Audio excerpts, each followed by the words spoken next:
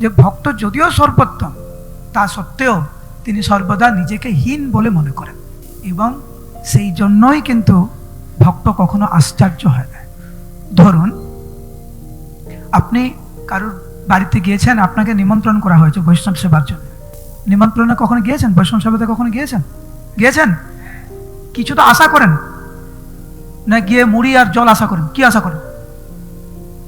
কিছু তো আশা করেন, ভালো মন্দ হবে, বিশেষ করে ওই প্রভু ডেকেছে, ওই বাড়িতে ডেকেছে, তাহলে তো কিছু হবে।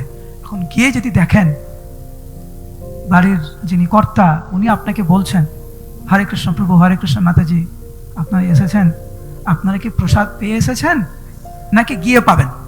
কেমন লাগবে? অবাক তো হবেন। বা আপনাকে নিমন্ত্রণ করে আপনাকে সুন্দর বসিয়ে কলা পাতায় দিয়ে অল্প করে মুড়ি আর এক গ্লাস জল দিয়ে দিচ্ছে দুপুরবেলা, আশ্চর্য তো হবেন।